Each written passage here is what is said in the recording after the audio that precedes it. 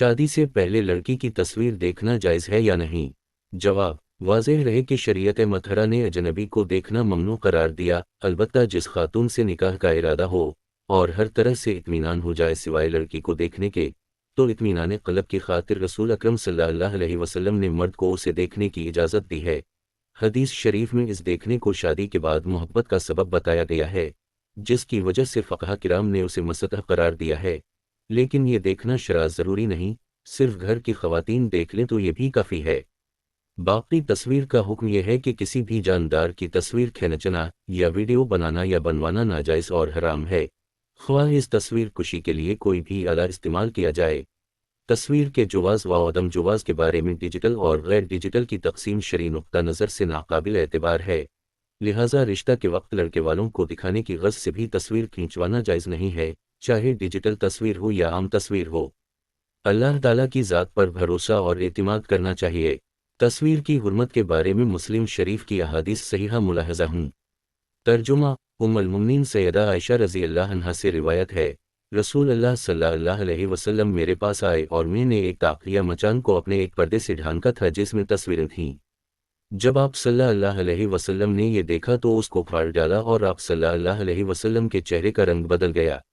آپ صلی اللہ علیہ وسلم نے فرمایا، اے عائشہ، سب سے زیادہ سخت عذاب قیامت میں ان لوگوں کو ہوگا جو اللہ کی مخلوق کی شکل بناتے ہیں۔ سیدہ عائشہ رضی اللہ عنہا فرماتی ہیں، میں نے اس کو کاٹ کر ایک تکیہ بنایا یا دو تکیے بنائے۔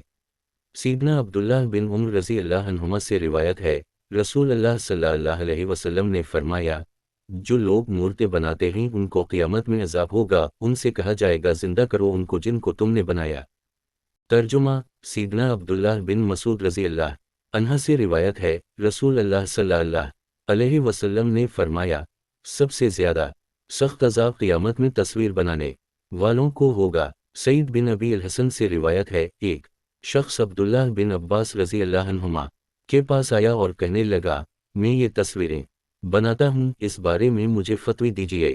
سیدنا ابن عباس رضی اللہ عنہما نے فرمایا، میرے قریب ہو۔ وہ ہو گیا۔ پھر انہوں نے فرمایا، قریب ہو جاؤ، چنانچہ وہ اور نزدیک ہو گیا، یہاں تک کہ سیدنا ابن عباس رضی اللہ عنہما نے اپنا ہاتھ اس کے سر پر رکھا اور فرمایا، میں تجھ سے کہتا ہوں وہ جو میں نے سنا ہے رسول اللہ صلی اللہ علیہ وسلم سے، میں نے سنا آپ صلی اللہ علیہ وسلم فرماتے تھے، ہر ایک تصویر بنانے والا جہنم میں جائے گا اور ہر ایک تصویر کے بدل ایک جاندار بنایا جائے گا جو تکلیف دے گا اس کو جہنم میں۔ اور سیدنا ابن عباس رضی اللہ عنہما نے کہا، اگر تو نے بنانا ہی ہے تو درخت کی یا کسی اور بے جان چیز کی تصویر بنا۔ سیدنا نذیر بن انس بن مالک رضی اللہ عنہ سے روایت ہے، میں سیدنا عبداللہ بن عباس رضی اللہ عنہما کے پاس بیٹھا ہوا تھا، وہ فتوی دیتے تھے اور حدیث نہیں بیان کرتے تھے، یہاں تک کہ ایک شخص نے پوچھا، میں مصور ہوں۔ سیدنا ابن عباس رضی اللہ